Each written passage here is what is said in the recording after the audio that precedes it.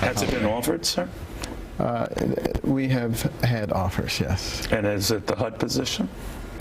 I would say that was one of the offers that's on the table.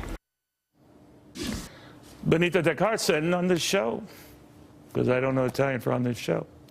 But on this show, the good news was, the rough translation, that he said it here first, that he was interested in running Housing and Urban Development, better known as HUD, and sure enough, that's the job he's been offered. That's a job he's accepted. To former Fannie Mae executive Tim Rood on what he brings to a job for which he has little experience, save, of course, Tim, something he reminded me, growing up in the school of hard knocks and in poverty. That gives you pretty good background in something, but how do you think he'll be? Hi, Neil. Nice to see you.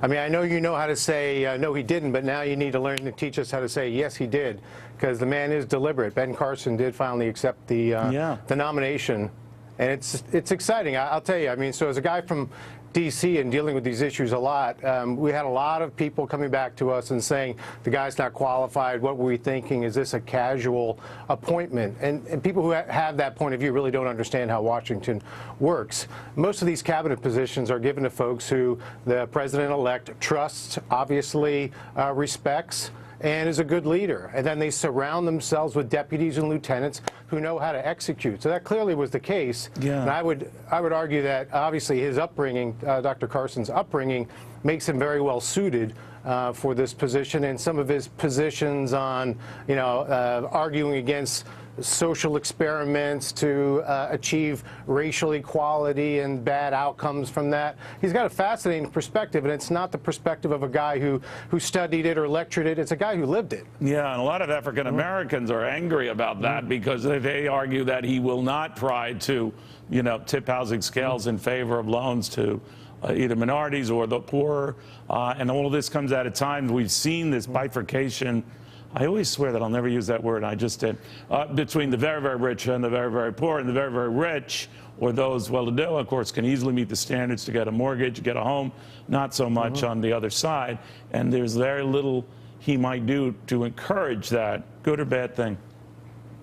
I can see how people come to that kind of a visceral reaction to it, but that's not the reality of the situation. One of the things that Dr. Carson is going to do, he's going to really raise the profile of that organization, that department, and its mission. And of late, over the last 8 years, the only time you hear about HUD is when they're done suing or settling some lawsuit from some lender.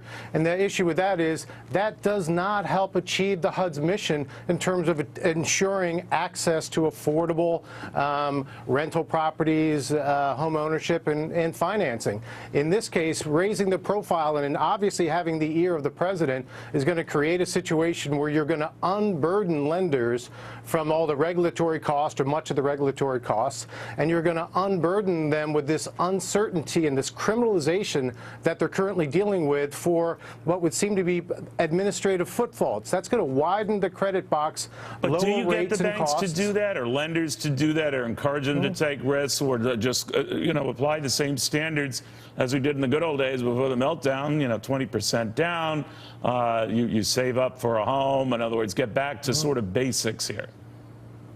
Yeah, I mean, I certainly understand where that's coming from. I think what's going to happen is you're seeing that under the Trump administration, they're obviously talking about urban renewal and economic revitalization. But now you get back to the pro-cyclical nature of housing. So housing is an economic driver. This isn't about fairness in terms of giving people access. This is about darn good macroeconomics. In other words, a mortgage isn't a birthright. It quickly turned that way, but it shouldn't be that. But I guess the rap against of the incoming Trump administration, the guy hasn't even started yet, is that he won't care about that. That will not be a priority to him. His view will be a rising economic tide will lift all boats, potential homeowners as well.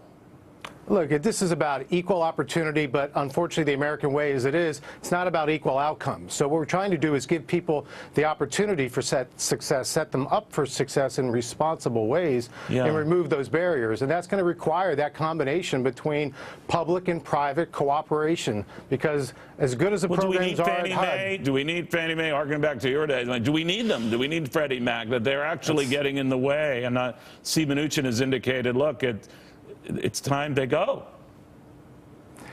That's a big topic, Neil. I mean, here's what I would say is, look, there are fundamental issues in the mortgage finance issue. The fundamental issues that HUD is dealing with are different than the fundamental issues that Fannie Mae and Freddie Mac are dealing with. Clearly, Mnuchin and others have a point of view that the conservatorship, basically what the Fannie Mae and Freddie Mac are dealing with now, which is indentured servitude, which is, some would argue, is kind of an un-American status of these still privately held organizations, needs to be resolved. Those fundamental issues are very different than the fundamental issues that HUD is dealing with, which is, getting in better cooperation with their lenders, lowering the cost to participate in the programs, and stop criminalizing, basically simple participation in these programs in any fallible way. All right, they're free markets, and you take your risks accordingly. All right, Tim, very good seeing you again. Thank you very, very much. Neil.